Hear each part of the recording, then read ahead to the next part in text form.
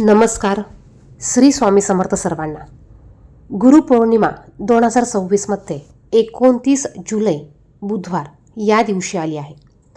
या दिवशी आपल्याला आंब्याच्या पानाचा अत्यंत प्रभावी असा उपाय बघायचा आहे, ज्यामुळे आपल्याला आपल्या जीवनात चमत्कार पाहायला मिळणार आहे आणि आपल्या घरात धनसंपत्तीची कधीच कमतरता पडणार नाही. आपल्या घरातील धनात नेहमीच वाढ होणार आहे. व्हिडिओला सुरुवात करण्यापूर्वी चॅनेलवर जर का तुम्ही नवीन असाल तर असेच माहितीचे व्हिडिओ बघण्यासाठी चॅनेलला सबस्क्राईब करा.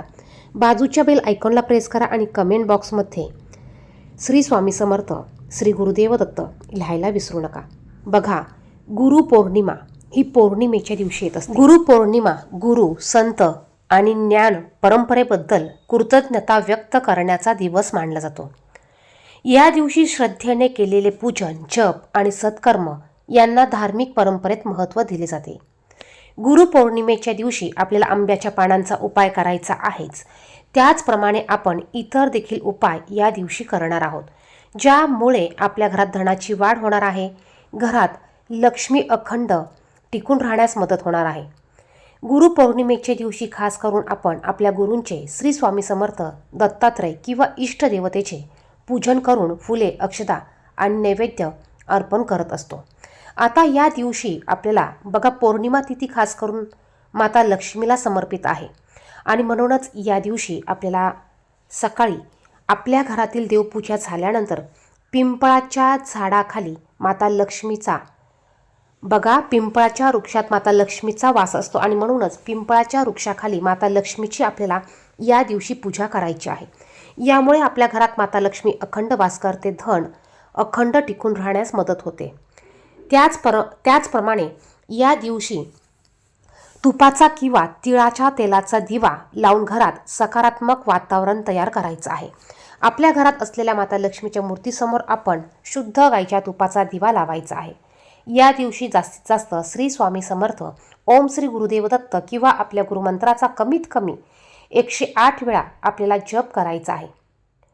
त्याचप्रमाणे या दिवशी शक्य असल्यास आपण आपल्या यथाशक्तीने अन्नदान, वस्त्रदान किंवा गरजू व्यक्तींना मदत करायची आहे. याला अनेक परंपरांमध्ये विशेष पुण्यकारक मानले जाते. त्याचप्रमाणे सकाळ संध्याकाळ आपल्या देवघरात धूप दीप प्रज्वलित करायचा आहे. सकाळ संध्याकाळ आपल्याला कापूर, त्याचप्रमाणे कापुराबरोबर 2 अखंड फूल असलेल्या लवंगा प्रज्वलित करायच्या आहे. यामुळे माता लक्ष्मी आपल्या घरात अखंड वास करते. त्याचप्रमाणे बघा, या दिवशी आपल्याला होतील तेवढे उपाय, होतील तेवढ्या माता लक्ष्मीच्या सेवा, मंत्र, स्तोत्र याचं पठण करायचं आहे. त्याचप्रमाणे या दिवशी आपल्याला शक्य असल्यास आपण स्वामी चरित्र सारामृत या ग्रंथाचं एक पारायण करायचं आहे. ज्यांचं पारायण चालू आहे त्यांचं पारायण होणार आहेच, परंतु ज्यांनी पारायण केले नसतील त्यांनी त्या दिवशी 1 दिवसाचं पारायण करायचं आहे. ते पारायण कसं करायचं याविषयीचा संपूर्ण माहितीचा व्हिडिओ आपल्या चॅनेलवर आहे, तो तुम्ही पाहू शकतात. आता या दिवशी आपल्याला आपल्या घरातील वातावरण सकारात्मक करायचं आहे, पॉझिटिव्ह करायचं आहे.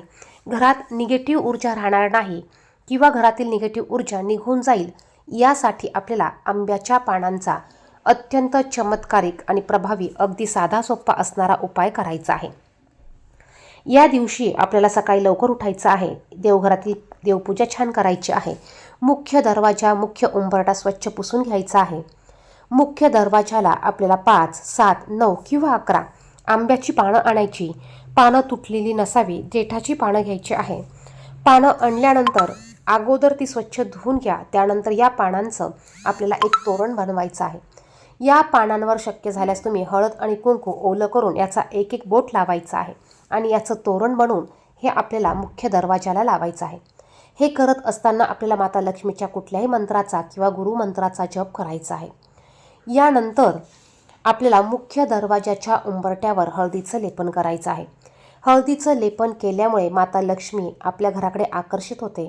ज्या ठिकाणी माता लक्ष्मी असते तिथे भगवान श्रीहरी विष्णू यांचा वास असतो.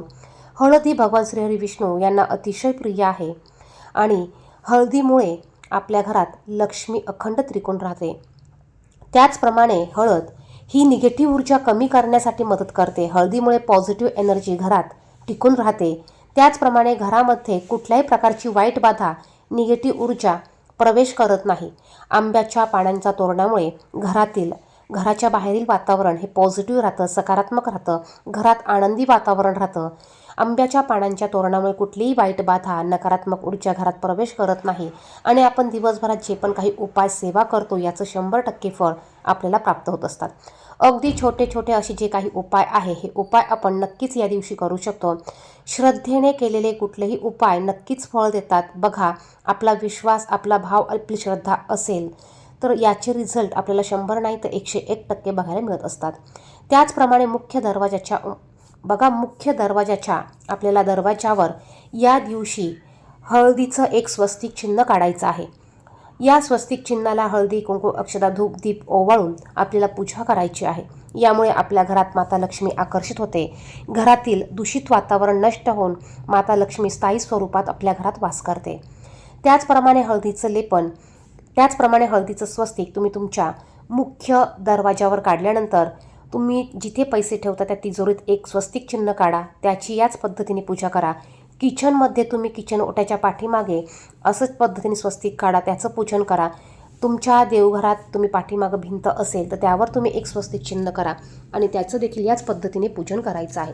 सकाळ संध्याकाळ दोन्ही वेळेला आपल्याला तुळशीसमोर शुद्ध गाईच्या तुपाचा दिवा लावायचा आहे. यामुळे देखील माता लक्ष्मी आपल्या घरात अखंड वास करते. घरातील वातावरण पॉझिटिव्ह राहतं. तुळस ही माता लक्ष्मी समान आहे. माता लक्ष्मीचं रूप मानलं जातं. ज्या घरात तुळशीची पूजा केली जाते त्या घरात माता लक्ष्मी, श्रीहरी भगवान विष्णू अखंड वास करतात. त्याचप्रमाणे पौर्णिमा असल्यामुळे या दिवशी आपण अवश्य प्रदोष काळामध्ये सत्यनारायण पूजा देखील करायची आहे. बघा, गुरुपौर्णिमा सर्वात मोठी पौर्णिमा आहे. या दिवशी आपल्या गुरूंविषयी कृतज्ञता व्यक्त करण्यासाठी, आपण आपल्या गुरूंना प्रसन्न करून घेण्यासाठी या दिवशी काही सेवा देखील करायची आहे. शक्य झाल्यास आपल्याला होईल तेवढं आपण दिवसभरात नामस्मरण करायचं आहे. त्याचप्रमाणे या दिवशी आपल्याला स्वामींच्या मूर्तीवर अभिषेक करायचा आहे. दत्तगुरूंच्या मूर्तीवर अभिषेक करायचा आहे. काही सेवा करायच्या आहेत. आता सेवा काय करायचा याविषयीचा स्वतंत्र व्हिडिओ आपल्या चॅनलवर येईल. तो व्हिडिओ तुम्ही पाहू शकता. धन्यवाद. श्री स्वामी समर्थ.